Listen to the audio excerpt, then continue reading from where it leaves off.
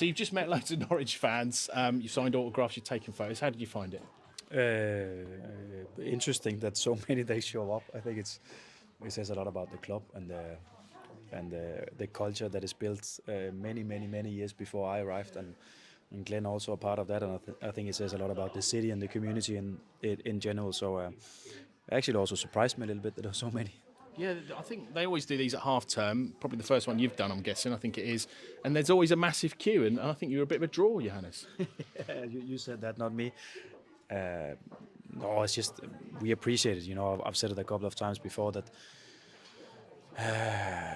to arrive and change so many things that we have changed and try to build something completely new, you need the support from day one, and we have felt that. And it's no matter where I go, it's no matter where my family they go, we can feel it, and it makes a difference. Also, the critical voices that are out there as well. I think they do it in a good way and in a way that is for most of them respectful. So that's also a part of it, because it's not only about how we treat the happy supporters, but also the ones that have even higher expectations for what we do. Yeah, there's a lot of expectation amongst Norwich fans. There always is, and there's a lot of discussion at the minute about transitional periods, about patience. We've spoke about it before, but clearly Norwich fans do need to be patient, because this team are really trying to step up to that next level.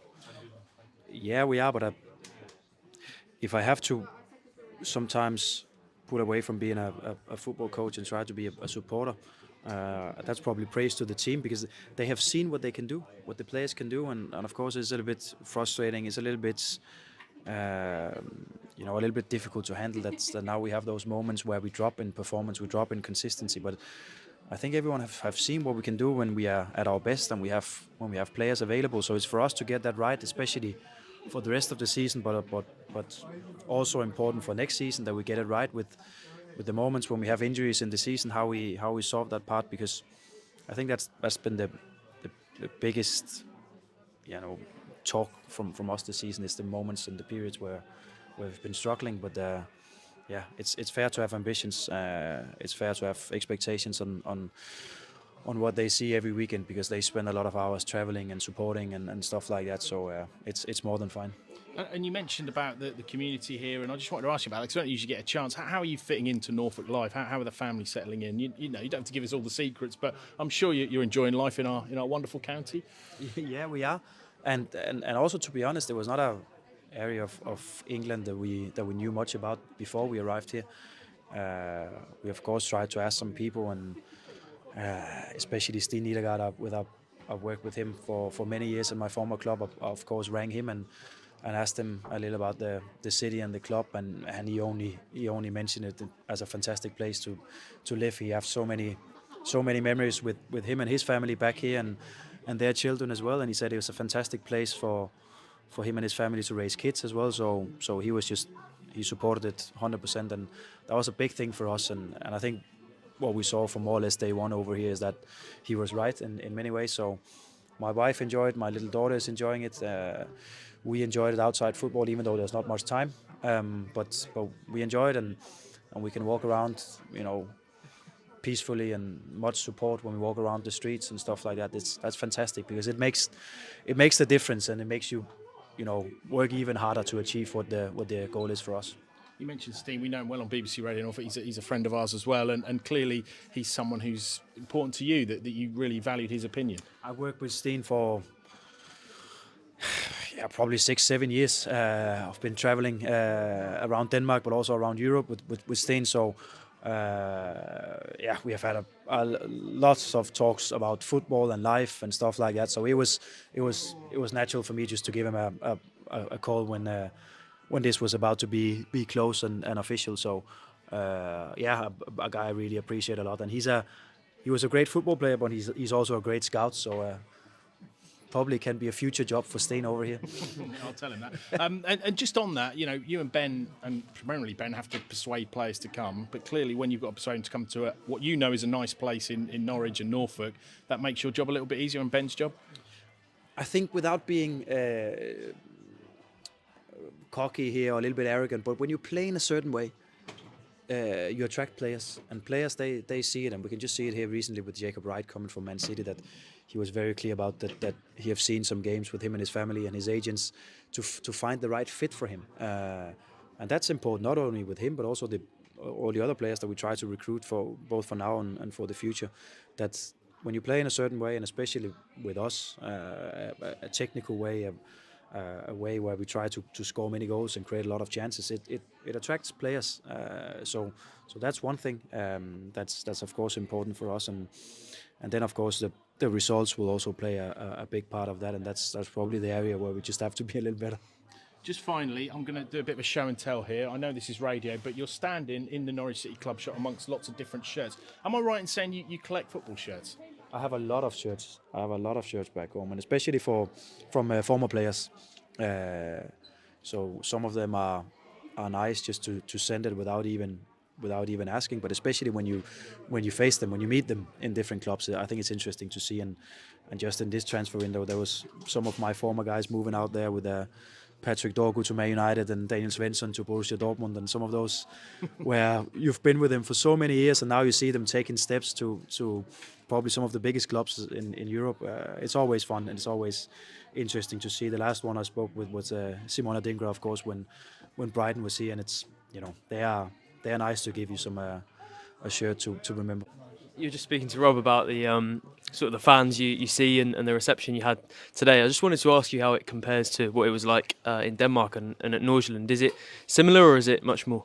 It's much more here,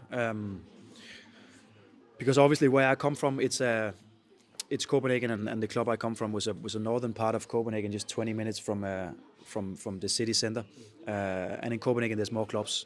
There's 4 to 5 clubs in the best league, and also just a couple of clubs in the league just below that. So this is really, really different, because it's a one club city, and you can feel that. You can feel that everywhere you go. You can feel that, when you just walk around the city centre and stuff like that. There's one club in this city, and that's the team you support.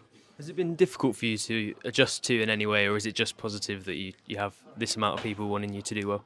It's not something you really think about too much when you start being a football coach, because that was definitely not the reason for me to be a football coach back then. There's a lot of media attention and fan attention, but I think when you're in it, and especially a place like this, where even though we lose a game in the weekend, or we lost some games, there's still a lot of great support, and people when they approach me or Glenn, when we are out together, they do it in a friendly way. Even though they have some critical questions once in a while, they do it in a friendly and a good way. So I can really not complain about it. And I think it's also what makes a club special, where when you can feel that support and you can feel that there's really a connection from club to city. Yeah, you spoke a little bit about maybe the criticism as well. Are you somebody who consumes much in terms of social media or the media, or none of it at all? Or? No, not really.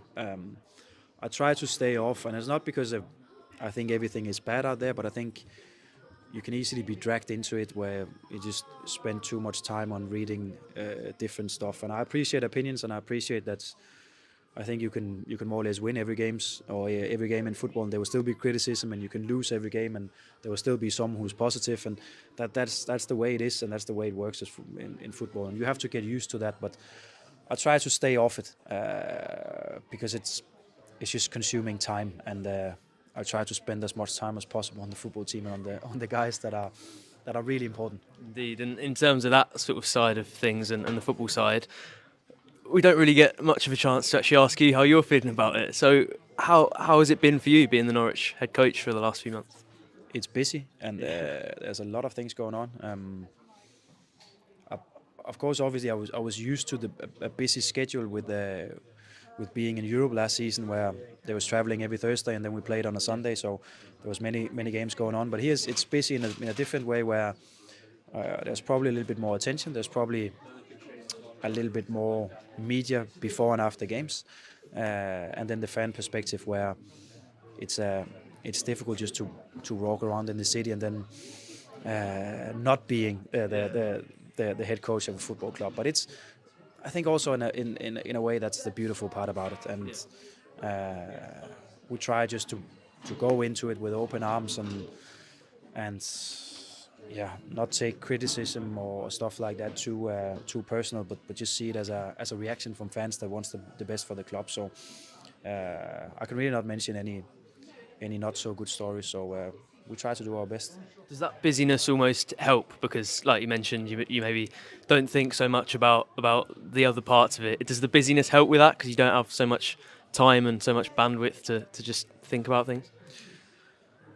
Yeah, both yes and no. I would say actually when you are in football and you do it because of the passion and the love for the game, then there's not really a difference whether you coach on the 15 team or a senior team, because you are affected the same way when you lose a game or when the performance is not good. You're affected the same way. You go directly back home and you start to work and you start to find out what went wrong and what you have to do the next training day and how you have to prepare the next one. So in terms of that, I think pressure is just, I think there's a even bigger pressure coming from yourself and from the guys that you work closely with. But of course, there's a big difference with the media attention and the fan attention. That's a part of it. But I think now as a coach, especially when you are driven by the passion and just the love for the game, then there's not too big a difference. Yeah, but I know you see it as an important part of things to bring fans along with you as well. So do you have to almost see it as a bit of a tool, those sort of outside things to help bring people with you and keep them behind the team? I'm a football fan myself, and I'm born and raised in a family where football was a big part of it, and I watched football live at a stadium from an early age. So that's always been a big thing. And of course, when you watch from outside as a fan, I watched outside and I thought about, okay, what is it I would like from a head coach when he gives interviews? What is it I would like to see from a team? And that's potentially can be a good way to step into it. And I always prefer that a head coach is just as honest as possible, and he tells, even though he won a game, then there can still be things that was not good, and when he lost the game, can still be things that were good. So that's what I prefer, and I prefer that there is a connection where, with that honesty, it establishes some kind of connection, and people can hopefully feel it and relate to it, whether they agree or disagree, but they know what they get, and that probably comes from being a fan. Yeah, I wanted to ask you a bit about the sort of tactical side as well, because me and you have probably had a few chats already about passing out from the back and things like that. Is that level of conversation about it, is that something you had in Denmark as well, or is that higher in English football? Is that more of an English football thing to talk so much about playing out from the back? No, I don't think so. I think it's an ongoing one, because when you look stupid, you look stupid, and that's obvious for everyone to see. Like I said in one of the press conferences, I can't remember when, probably a month ago. Yeah. But when we go back and look at all the chances we have created and the goals we have scored from building from the back and from starting with those short goal kicks, it will be stupid of us to say, okay, because we made one mistake and because we made one situation into a conceded goal, we have to change that approach. Yeah. We cannot be affected by emotions in a game. We have to look at it from an analytic perspective and see what benefits the team and the players in the best way, and what is it we want to how is it we want to work going forward? What kind of players is it we want to develop? What kind of players is it we want to attract? And we cannot neglect that some of the players we can attract also from outside, they arrived because they can see we do it in a certain way. They will probably not have joined us if we have done things differently. There will always be some where they appreciate the more direct approach and more crosses and two big strikers in the box, and I fully understand that as well. They can also be beautiful, and there will be the ones where they appreciate a lot of passes. And I think what we have to do is that we find a certain way, but when we have that certain way, we can always adapt, and we have to be able to adapt so we don't do the same mistakes over and over and over again. If that continues, then we have to change the approach a little bit. Yeah, I also wanted to ask you about the sort of wider strategy as well. We know about, you want to bring in young players and then develop them and then sort of sell them for big fees ideally. But a lot of people are already looking to the summer, and Josh Sargent, Borja Sainz. I'm sure there are a couple of others who there'll be speculation around. Yeah. So when you have to do it, or when there's interest almost every summer, how do you get to a position where you have a whole team of players good enough to get promoted? Because that's something you have to build, and first and foremost, we have to be very, very proud of the work being done when we can sell players like we did this summer. Yeah. That's of course 100% not down to me, but down to the work that's been done in the club for many, many years, and also the recruitment and those situations. When you can sell players for that amount, then you have done some really good stuff. And that's the same ambition we have now. Because the more in the future, we don't have to sell 5-6 players every summer, but we have to sell some. But the more we can do that, and the more and more we can sell them for, the more and more we can invest in the team. So it's a process that takes a little bit of time, because it takes some windows for us to really be able to benefit from selling players. But when you get it right, then when you sell 1 or 2 players, that's all right, because you have the next ones ready to step in, and you can also use a lot of the money that you get into to recruit players from outside, and probably bring in a little bit more players. So when we sell 2, we can bring in 4 or 5, and that's the way we can build the team, and we can make it competitive at the end. How important is it for you to trust in someone like Ben Napper when obviously that's the process and you want to be working with the best squad of players possible? But we have ongoing discussions always, and we have a good discussion always also about games and training and environment and recruitment and stuff like that. And it's just, I would say, when everything is good, you just have to be very clear in the strategy. When everything is not so good, you have to be very clear in the strategy. That's the only way you can do it. And then you have to go through that strategy probably once every year, and just to see if we need to adjust it a little bit. But you have to stick to it and work with it consistently, no matter how the results are, no matter how the games are. Because I think you can probably come up with more examples than me, but if you look at some of the teams in the Premier League now that just promoted within the last 4 to 5 seasons, and they managed to stay up there, you can see that when they changed the strategy, they probably needed 1, 2, 3 seasons, 2 seasons to be consistent in their approach, to be consistent in their performances before they could take that big step, and before they could keep their position in the Premier League. So good things takes time, and I think that's probably the message. Yeah, just a couple more from me. I wanted to ask you about your coaching staff as well, because obviously it's common for coaches to come to new clubs and they bring a whole group of staff who they've worked with for 5-10 years, but you're in basically a completely new backroom staff. So what's that been like, and has the relationship improved as the season's gone on? Yeah, it has. I think there's a really good mix. There's a really good mix of characters and personality in the room, where we have our goalkeeper coach Tony, who's probably the most outgoing person we have in the coaching office, but with a fantastic experience and just a great coach. Then we have Jack, who I think took a very important step in his coaching career, not to step directly into a senior team, but take some learning from a younger team, find his own way of training and preparing, and find his own way of playing football before he took that step, and he was ready for that, and we had a very good talk, him and I and Ben. So he's a perfect fit, and also a good character. Glenn, obviously, I knew from Denmark, and that was an easy call for me to bring him into the coaching staff. And Nick, we found out after a good discussion, a good conversation from Brighton this summer. So I think it's a good mix, and I think we're really starting to find each other and find out where we are best and where we have our weaknesses. So I think that's in many ways really, really good. Then, of course, obviously, I brought my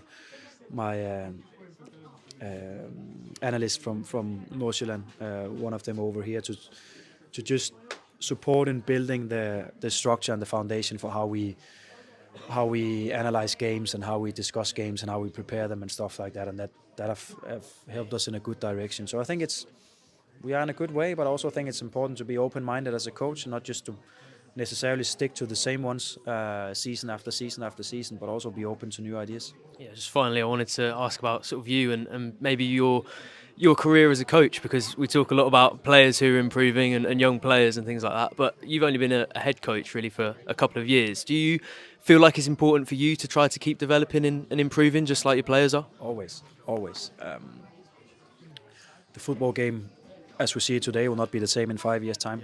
So if we stick to the exact same way of doing things, we will be far behind in 5 years' time. So we have to, even though it's difficult, see if we can look just a little bit ahead and see what we expect the game will look like in 1 year's time, in 2 years' time, because we have to remember that the young players we are developing now, the young players on the academy, they will step in 2-3 years' time. They will play football for what it looks like in 3 years' time, and not what it looks like today. So that's a big thing. It's the same for coaches. We have to stay curious. We have to take our time sometimes to look at other teams and look at our other training methods and stuff like that. Also, just to reach out for talks and inspiration with other coaches, because I think that's a big thing. If you just stick to what you've always done, you probably also stick to the same results. Are there any lessons you feel like you've already learned at Norwich?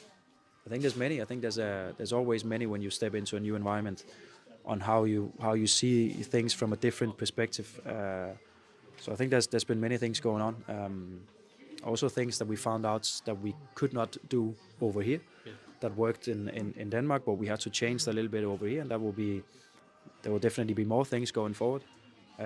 So that's a big part, and it only becomes obvious when you sit down and you analyze the games and you take your time to watch the games back and you go through it situation after situation after situation. Then you find out what kind of situations do we end up in, and then you analyze those situations and see if you can come up with solutions.